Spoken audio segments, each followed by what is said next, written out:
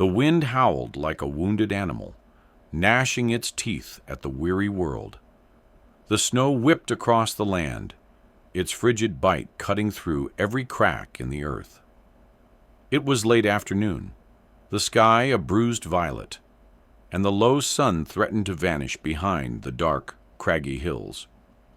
He rode with his head bent, eyes squinting against the biting cold, the reins tight in his rough, calloused hands.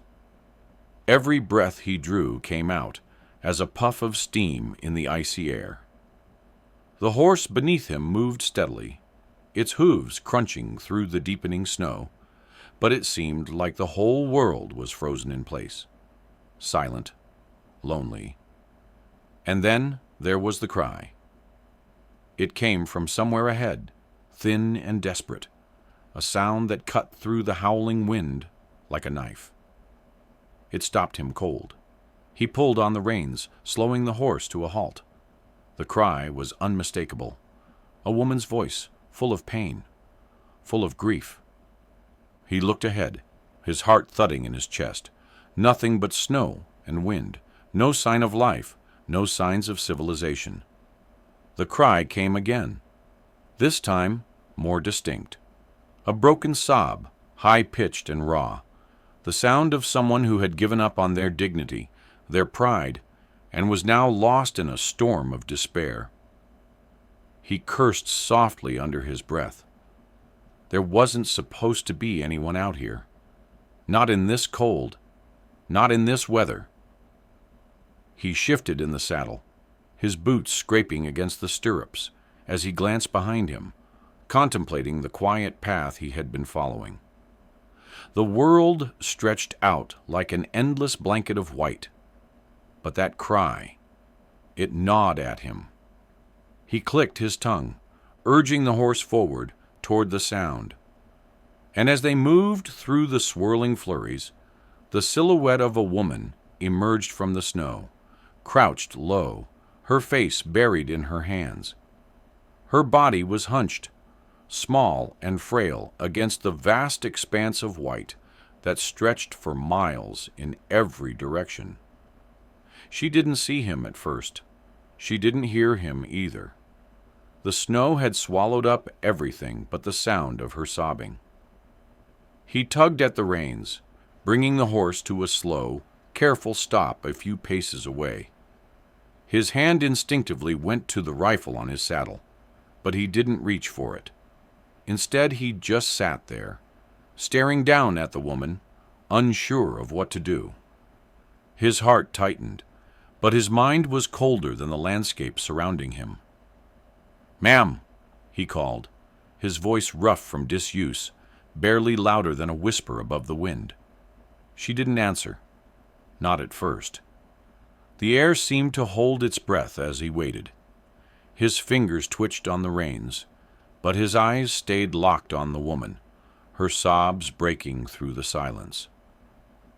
Then she lifted her head slowly, just enough for him to see the red streaks running down her cheeks. Her eyes were hollow, sunken from days, maybe weeks, of suffering. She opened her mouth as if to speak, but the words got lost somewhere in her throat. Then, in a voice so small it felt like the world might swallow it, she said, "Please help me." What could he do? Should he just turn around and leave her to whatever fate had brought her to this forsaken place? This was no place for a man like him. But there was something about the way she looked, something in her eyes that made him hesitate, made him question whether he could just leave her behind. The woman, broken and trembling, looked at him, as if she knew he was her only hope. The wind began to howl louder, and the sky darkened even more. Something deep inside him twisted. A crack of something, a feeling he hadn't had in years, began to surface. He didn't know why he was stopping, but he couldn't just ride past her. Not now. He dismounted slowly, the crunch of his boots in the snow harsh against the otherwise still world. His hands ached from the cold, but he ignored it as he stepped closer to the woman. Her gaze met his, raw and desperate, and for a moment it was as if the rest of the world disappeared. Her clothes were torn, her body bruised beneath the layers of snow and ice. A dark stain spread across the front of her coat, and he could see the way her hands trembled, though she was trying to hide it. She looked like someone who had been running for too long, trying to escape something or someone, only to find herself stranded in the unforgiving wilderness. He kneeled beside her, the snow seeping through his trousers, but he hardly noticed. His heart pounded in his chest, the sound of it drowning out the wind. "You're hurt," he said quietly, his voice gentle. He reached out instinctively, his fingers brushing against her arm, but she flinched back, her wide, fearful eyes darting to his hand before she looked away. "I'm fine," she whispered, though the way she winced spoke otherwise. Her voice cracked, like a fragile thread about to snap. He studied her face for a moment, trying to gauge her, trying to understand her story. But there were no answers to be found in her bloodshot eyes, or in the brokenness of her posture. "Why are you out here?" he asked, his brow furrowing. "Where's your camp?" She hesitated, her lips trembling as she swallowed hard. I had nowhere to go," she whispered, her voice barely audible. They took everything. My name, my life, my family." She paused, her face tightening as she fought to keep her composure. "I tried to run, but I couldn't." He didn't need more. He could hear the pain in her voice, the story of betrayal, of being cast aside, of being treated like a ghost. He had seen it before in the eyes of men who had been wronged, in the hollow look of a soldier who had lost his reason for fighting. But never had he seen it so raw, so absolute, in a woman's face. He was quiet for a long while. His instincts told him to move, to leave her. But the way she looked at him, with that desperate trust in her eyes, it gnawed at him. "What's your name?" he asked, his voice softer now, almost tender. "Evelyn," she replied, the name slipping from her lips like a prayer.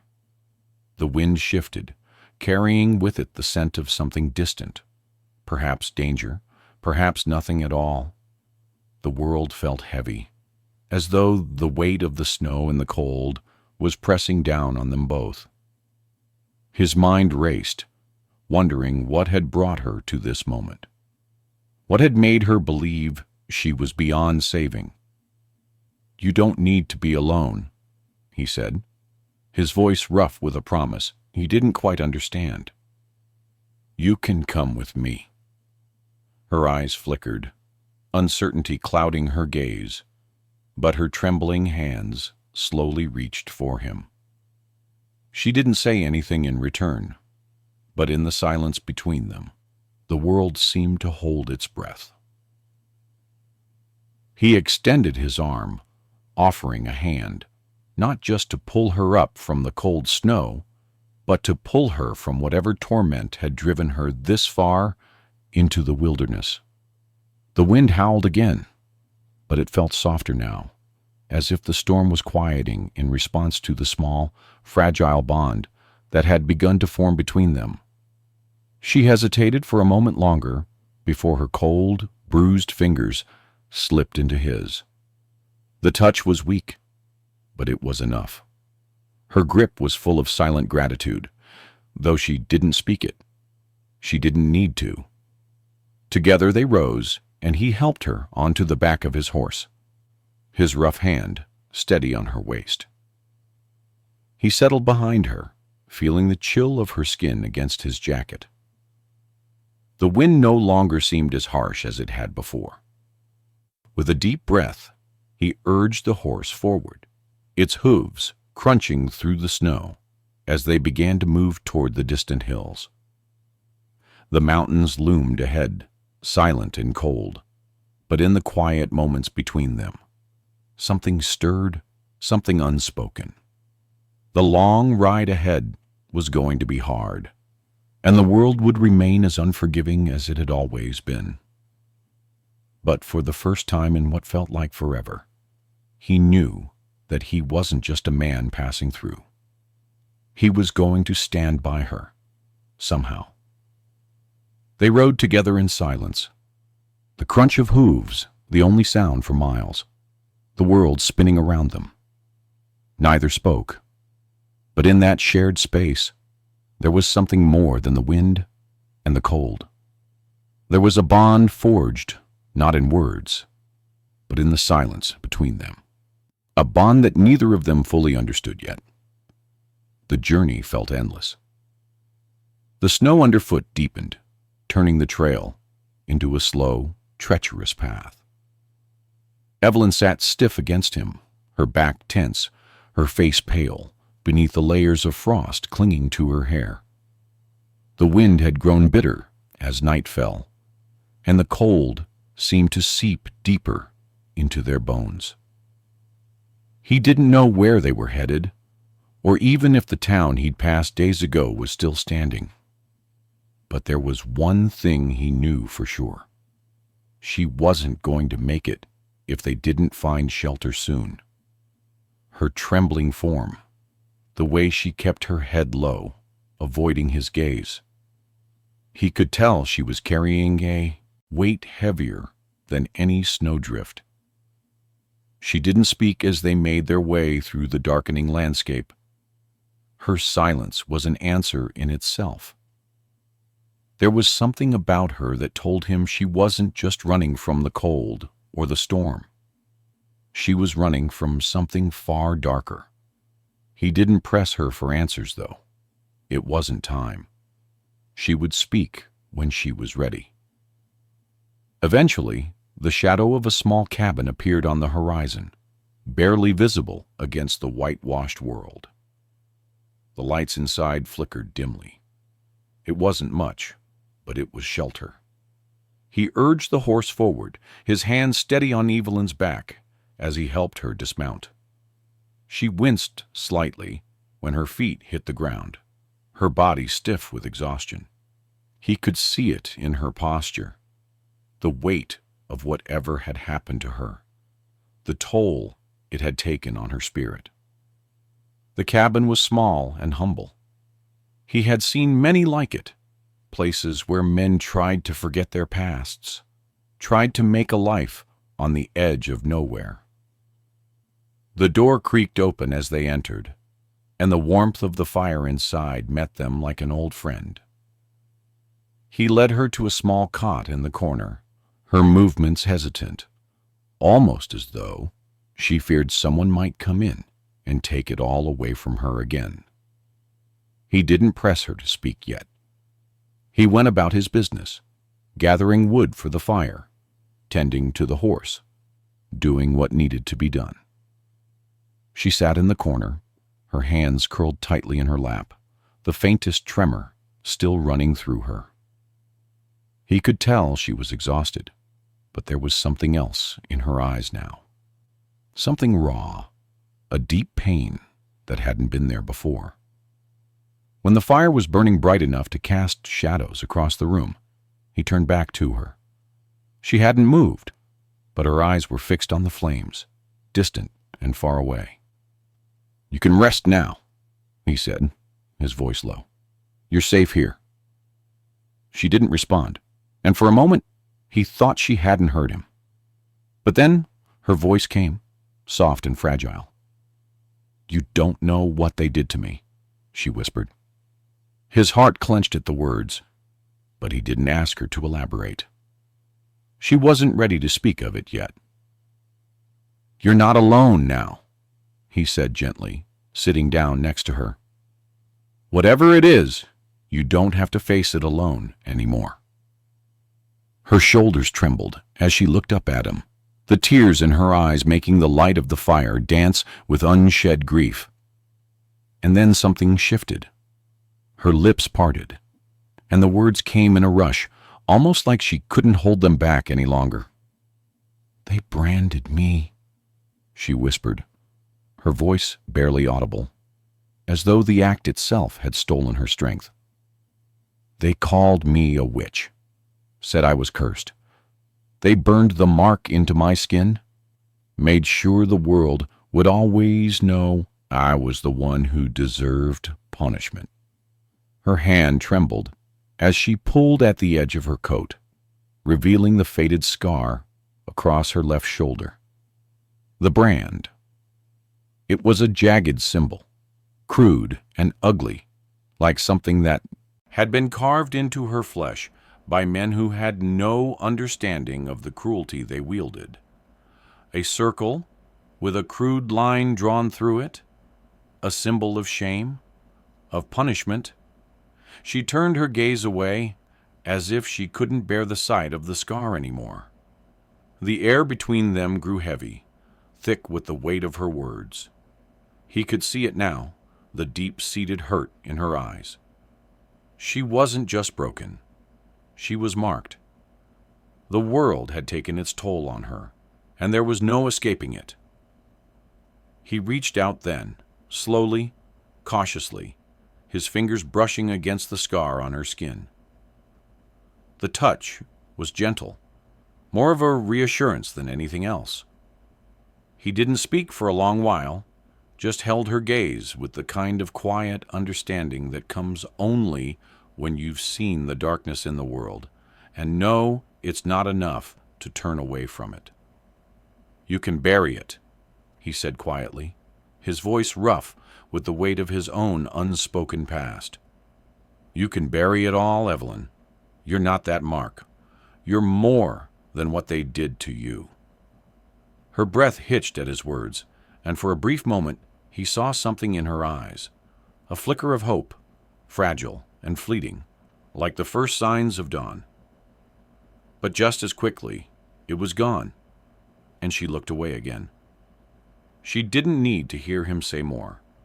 She knew that it was up to her now. She could choose to let the mark define her, or she could bury it, bury the past, and start again. She could still live. She could still be free.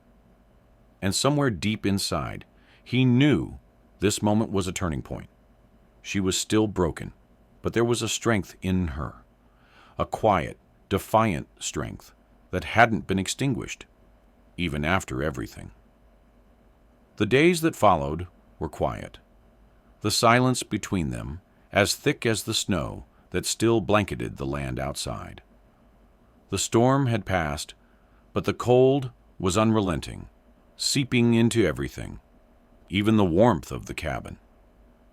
But inside there was a certain peace that hadn't been there before. Evelyn seemed to settle into the rhythm of survival. No longer a woman on the run, but a woman who had found something to hold on to, even if it was just a semblance of safety. He didn't ask her to tell him more about her past.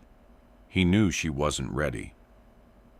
She spent her days at the small wooden table, her hands busy with needle and thread, mending the clothes that had once been her only protection. He would occasionally catch glimpses of her working, her brow furrowed in concentration, her eyes distant as if she was lost in the motions, trying to forget whatever demons lurked in her memory. But there was one evening, just before dusk, when it all changed. He had stepped outside to tend to the horse, his boots crunching in the snow, when he heard it. A voice, a small voice, trembling with both fear and defiance. It was coming from the direction of the town, where the dim lights of the old saloon flickered in the distance. He squinted against the dying light, his heart hammering in his chest. He wasn't sure at first, but then he heard it again. A cry, loud and clear, a voice calling out into the emptiness. Evelyn. She was standing at the edge of the cabin, staring out into the distance. Her body was tense, her posture rigid, as though she was trying to fight against something invisible. He walked up behind her slowly, unsure of what was happening. "What is it?" he asked softly, but she didn't answer right away. She just stood there, her chest rising and falling rapidly with each breath, her fists clenched at her sides. "They're coming," she whispered, almost too quietly to hear. He frowned, trying to understand. "Who's coming?" "The men who did this to me, the ones who marked me," she said, her voice barely audible, but laced with something he hadn't heard before, something fierce, something that had been buried deep inside her for far too long. "They've found me. They always find me." His mind raced, trying to piece together what she meant. "We can leave, Evelyn. We can keep moving. We don't have to face them." She turned then, her eyes wide with fear, but there was something else in them, something raw, something desperate. "You don't understand. They took everything, my family, my life, my name, and now they think they can take me again." Her voice broke slightly, but it was clear now she wasn't just afraid. She was angry. Angry at the injustice. Angry at the way the world had treated her. He stepped closer, his hand brushing against her arm, the touch tender but firm. "You don't have to face them alone. You've got me now." But she pulled away sharply, her eyes flashing with something new.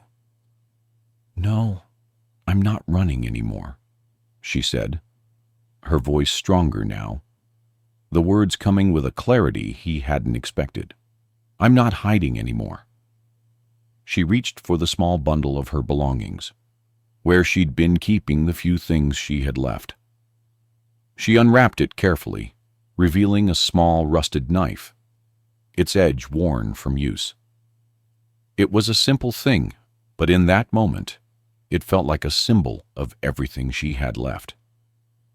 "They can come," she said, her voice a little steadier now, as she held the knife in her hand. "But they'll have to come through me first." The quiet defiance in her words hit him like a thunderclap. He'd seen men like this. Men who had nothing left but the will to survive, to keep going no matter the cost. But this was different. This was a woman who had been torn apart, who had been broken by the world, and yet she was standing tall, ready to face whatever came next. He didn't say anything at first. There was no need for words. The fire between them had been kindled, and it burned brighter now than it ever had before. He didn't take the knife from her, but he stood by her side, his hand resting on his revolver. He didn't need to say anything. His presence was enough. She wasn't alone anymore. The sound of footsteps in the snow reached them just then, slow and deliberate, like the thrum of a distant drum. The men were coming, and they would find that Evelyn was not the woman they remembered. Evelyn took a deep breath, her chest rising and falling as she glanced toward the door. There was no turning back now. The past had come for her, but she was no longer the frightened woman who had run. She was something else, something that the world had tried to crush, but instead, it had made her stronger. The men would find that there was more to her than they had ever known. The cold wind howled outside, rattling the wooden walls of the cabin, but inside, a different kind of storm was brewing. Evelyn stood by the door, her hand steady on the small knife, the pale light of the fire flickering behind her like a soft halo. He stood beside her, his own revolver resting lightly in his grip, his stance calm but alert. There was no fear in his eyes, only the deep understanding that some battles weren't fought with bullets, but with resolve. The footsteps grew louder, crunching through the snow, steady and unyielding. He could hear the gruff voices of the men, though they were still too far to make out the words. Evelyn's gaze never left the door. Her chest rose and fell with shallow breaths, but her hands didn't shake. There was a quiet strength in her now, one that had been buried for so long, but had finally surfaced, like the first signs of a new dawn. "They'll want you," he said quietly, his voice low but firm. "But they won't get you." She nodded once, her jaw set, her eyes hard like the snow outside. "No," she whispered, "they'll never get me again." And then, as if to answer her defiance, the door opened with a creak, and the men stepped inside, their silhouettes dark against the snow behind them. There were 4 of them, tall, broad-shouldered, with rough, weathered faces. Their eyes flicked around the cabin, landing on Evelyn first, their gazes hard and unforgiving. One of them, the tallest, stepped forward. His voice was low and grating. "There you are! We've been looking for you, girl." Evelyn didn't flinch. She stood tall, the small knife still held loosely in her hand.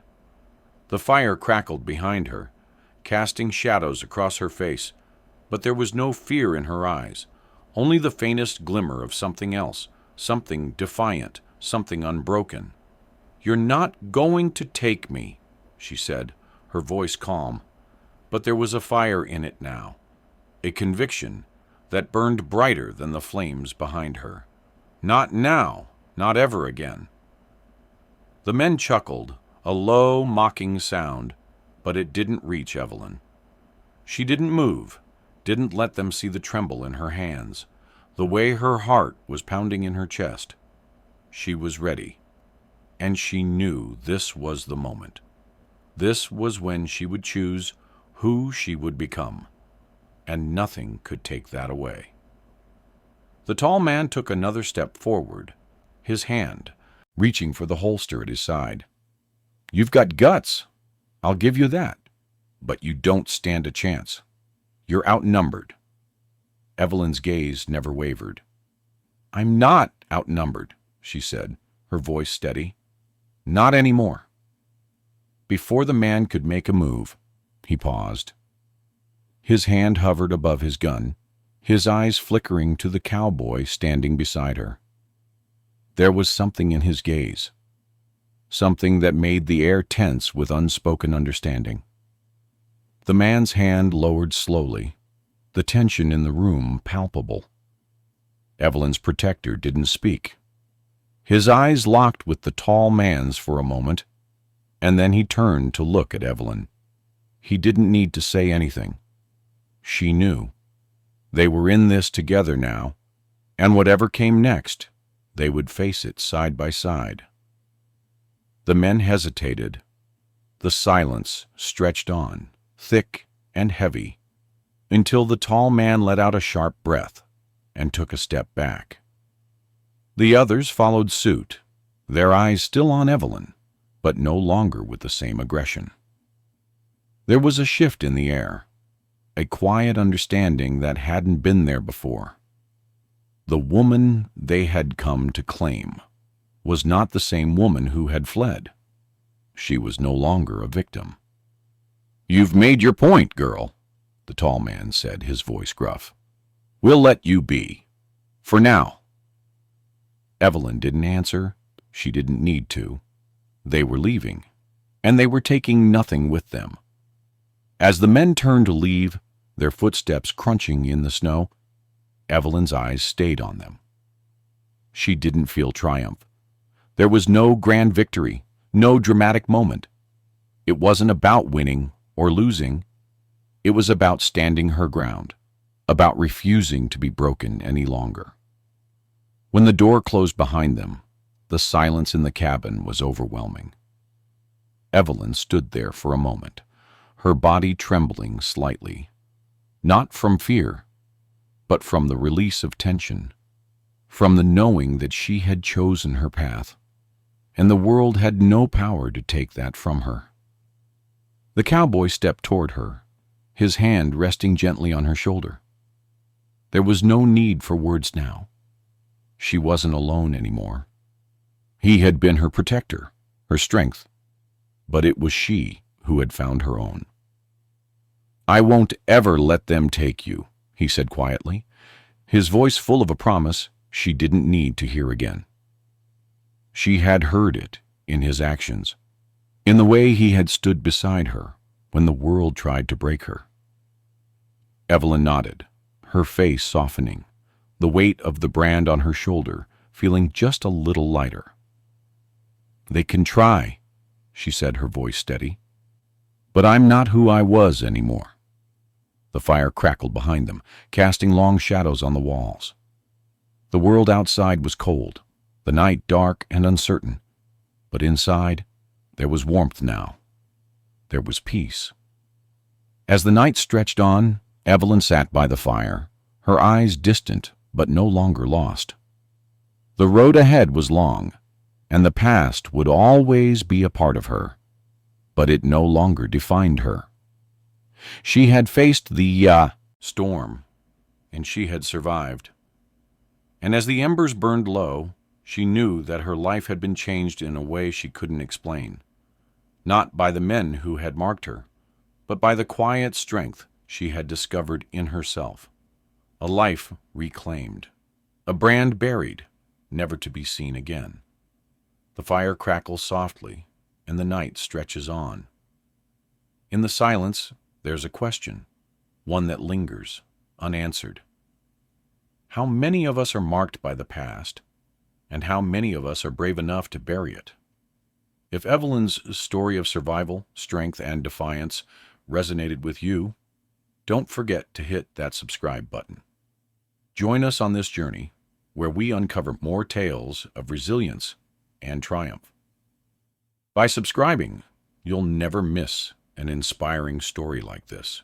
Stories that remind us all to stand tall in the face of adversity. Subscribe now and become part of a community that celebrates courage, growth, and the power to overcome.